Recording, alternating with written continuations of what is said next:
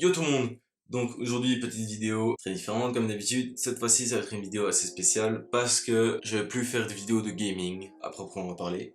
Je vais plutôt faire des vidéos d'airsoft, j'ai envie de me lancer dans l'airsoft. Et donc voilà, cette vidéo c'est une petite vidéo déjà pour commencer parce que j'ai eu des problèmes avec mon premier AEP, donc fusil airsoft. Et je voulais partager la solution de ces problèmes avec vous. Pour ceux qui cherchent la solution à ce problème, parce que j'ai vraiment eu du mal à trouver la solution à ce problème. Donc on va commencer. Les deux problèmes que j'ai eu, c'était d'abord que la gâchette ne tirait pas à toutes les fois. Donc maintenant, comme vous pouvez voir, là, il tire sans problème. Maintenant, je vais vous montrer comment est-ce que j'ai fait préparer ce problème-là en particulier. Le deuxième problème que j'ai eu aussi, c'était que j'avais deux billes qui chargeaient dans le fusil au lieu de une. Donc alors, je tirais deux billes au lieu de une de temps en temps. Et ça, c'était vraiment un problème chiant. Donc voilà, alors on va commencer tout simplement. Le deuxième problème, il était hyper simple à réparer. En fait, j'ai mis plein de temps à chercher et tout ça. Mais c'était bêtement en fait que le hop-up, parce que j'avais démonté donc ça qui est le boîtier de hop-up. Je l'avais déjà démonté, mais je savais pas vraiment comment ça fonctionnait et tout ça. Et en fait, bêtement, c'est juste, si vous avez le problème que ça tire deux billes au lieu d'une, vous serrez un peu plus le hop-up. Et ça devrait directement fonctionner beaucoup mieux, faire moins, enfin, retirer l'effet de charger deux billes en fait. Parce en resserrant le hop-up, ça va écraser donc le caoutchouc hop-up. Et en écrasant le caoutchouc hop-up, ben, ce que ça va faire, c'est empêcher que deux billes s'installent dans le canon au lieu de une. Donc voilà, ça c'était le deuxième problème, très simple à résoudre. Maintenant, pour le problème suivant, de la gâchette qui ne tire pas tout le temps. Alors moi, le problème que j'avais, c'était vraiment que je tirais comme un dingue sur la gâchette et j'avais beau faire n'importe quoi, ça ne chargeait pas ça ne voulait pas tirer. Ça faisait même pas un bruit, ça essayait même pas de tirer en fait. Là, je parle en même temps de vous montrer comment on fait pour retirer ça. Donc il faudrait juste retirer les trois vis, machin.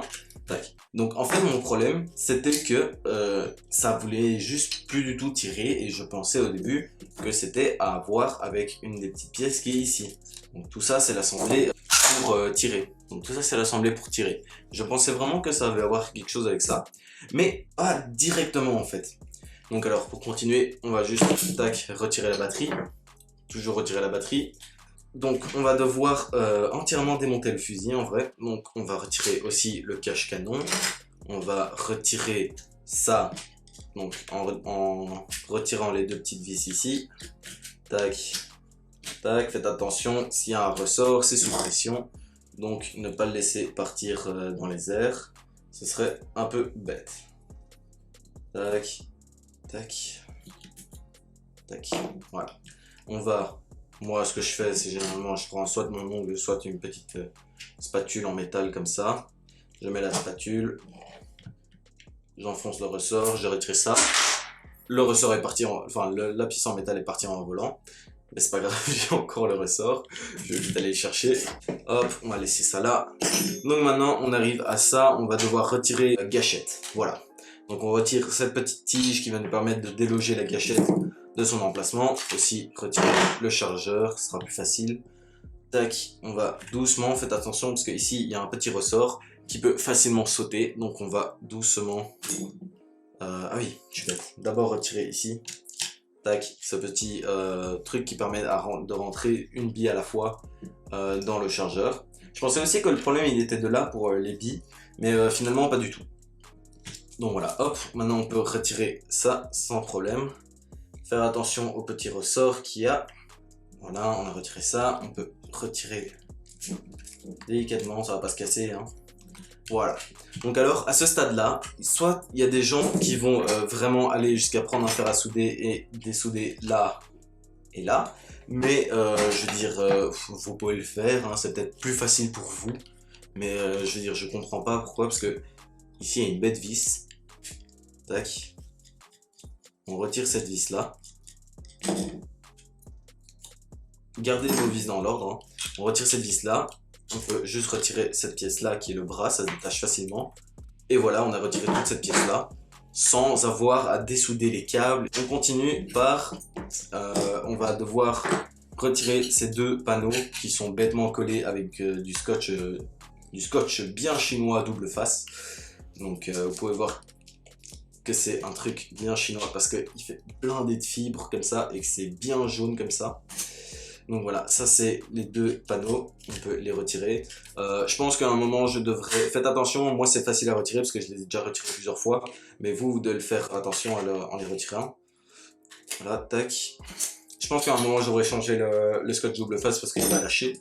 Donc maintenant on a 1, 2, 3, 4 pins à retirer. Donc on les retire toujours de droite vers la gauche. On fait tac, ça sort 1, 2, 3 et 4. Faites attention lequel sort en premier parce que en fait ils ont une taille différente, une longueur différente plutôt, et ça n'ira pas dans un sens que dans... Enfin, ça n'ira pas d'une manière.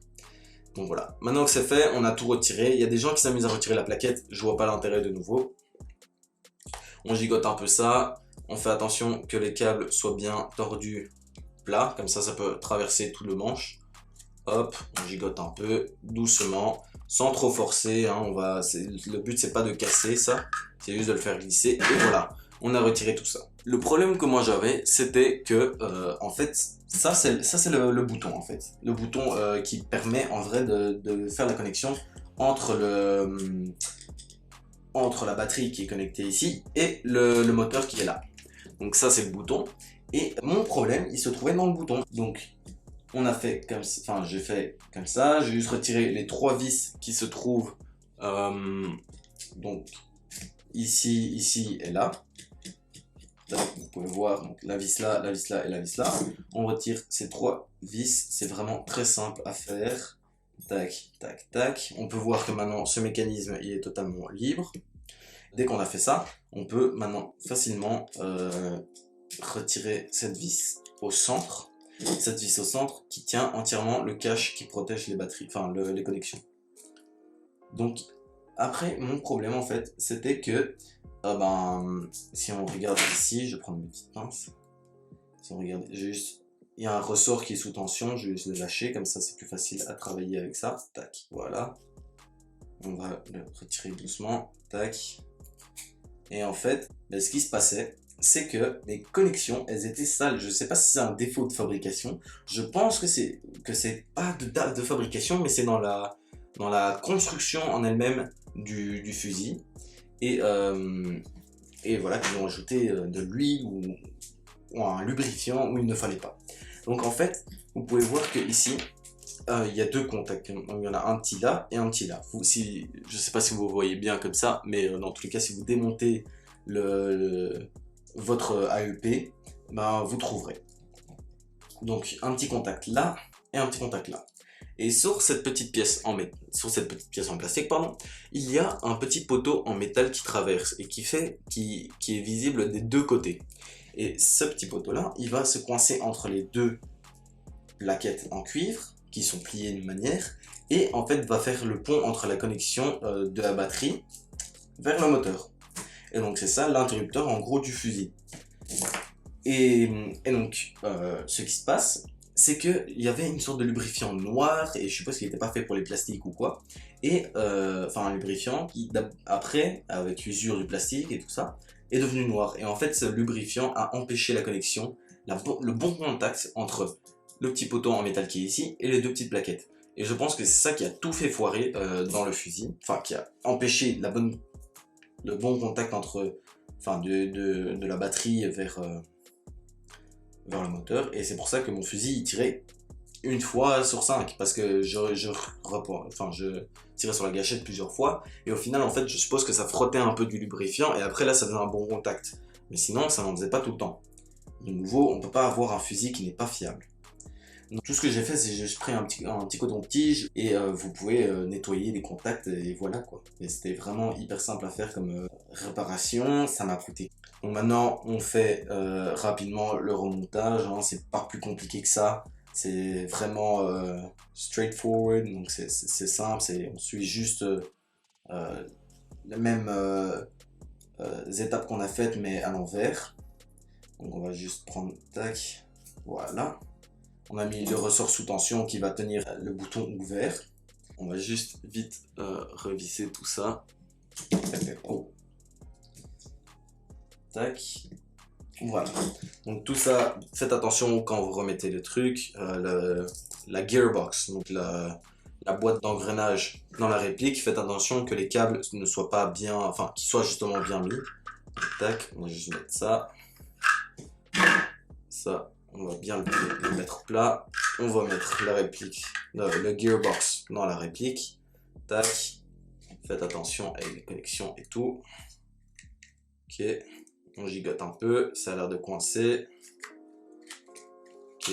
En arrière, en avant. Et c'est remis. Voilà. On vérifie que le bouton pour retirer le chargeur fonctionne toujours très bien. C'est parfait. Donc voilà, maintenant on va remettre des pins dans l'ordre, hein, comme je l'ai dit, ils ont un sens spécial. Toujours, maintenant pour les remettre, on met de gauche à droite, parce que sinon ça va pas rentrer. Maintenant, ceux du centre, en fait, ils sont plats des deux côtés, c'est pour ça qu'il faut bien garder leur sens, parce que sinon, vous pourrez plus remettre vos petites plaquettes, en fait, vos petits grips. Donc voilà, maintenant on est à ce stade-là, on peut commencer à remettre tout ce qui est la gâchette et tout ça. Donc on va d'abord brancher la gâchette, tac, on la met comme ça, on peut soulever un petit peu, on met la vis qui tient les connexions de la batterie, tac, voilà, il y a pas les vis, il n'y a pas besoin de les serrer comme un malade, il n'y a pas tellement de vibrations dans un airsoft, hein. C'est pas, voilà, les vis, c'est pas un avion de chasse, hein. Il faut pas mettre du Loctite, machin, bidule pour que ce soit hyper serré, vous allez juste vous rendre la vie impossible pour démonter une prochaine fois. On va faire les choses dans l'ordre, on va remettre les petits panneaux, tac, tac, voilà, comme ça on peut mettre la main sur quelque chose de pas collant. Maintenant, la petite plaquette qui permet qui permet de retirer la batterie, on va la mettre. N'oubliez pas le petit ressort, il est assez, celui-là franchement ça passe, il est pas si important que ça, mais c'est quand même sympa de garder toutes les pièces originales. On va le brancher, en fait il y a un petit trou sur le côté, donc comme vous l'avez démonté, hein, on va le brancher, on va faire attention d'aligner bien le canon, et en fait on va devoir le rebrancher sur une petite pièce qui se trouve juste ici. Je vous montrerai après dès que je l'ai monté. Tac. Dans tous les cas, quand vous démontez quelque chose, vous devez toujours faire attention, même si vous avez une vidéo, vous devez toujours faire attention à où vont chaque pièce, comme ça. Vous essayez de mémoriser, même prendre des photos. Le nombre de fois que j'ai pris des photos quand je démontais un truc, ça m'aidait blindé, parce qu'après, je pouvais facilement m'y retrouver sans galérer pendant des heures. Donc voilà.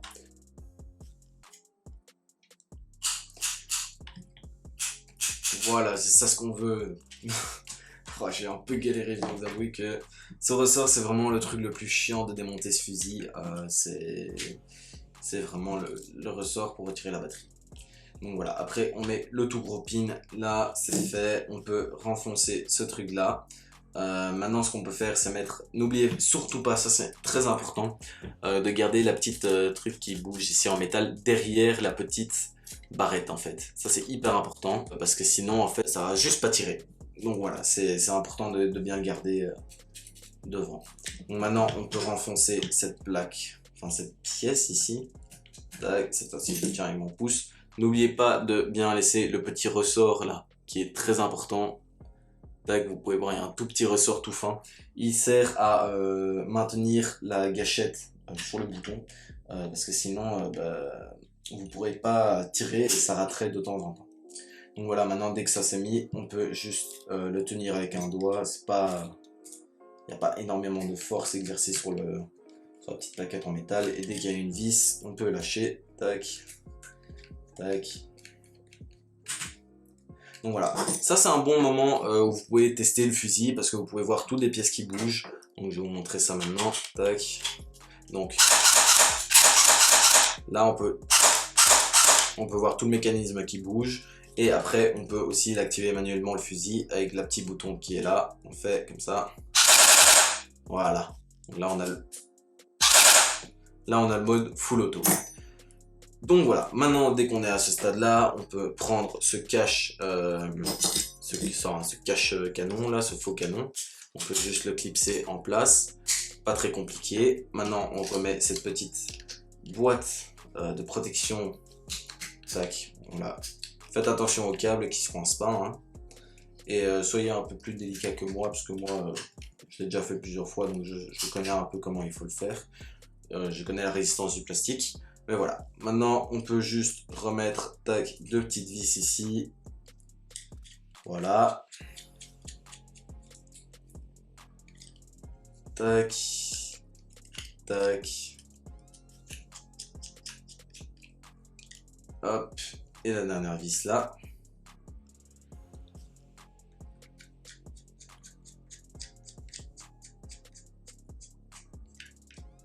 Et voilà. Donc maintenant, tout ça c'est fait. On peut facilement refermer, tac, la pièce du haut. Et maintenant, full auto, semi. Donc voilà comment on résout les deux problèmes que j'ai eu avec ce fusil. Donc voilà, j'espère que cette vidéo vous aura plu. C'est pas vraiment le type de vidéo que je fais d'habitude.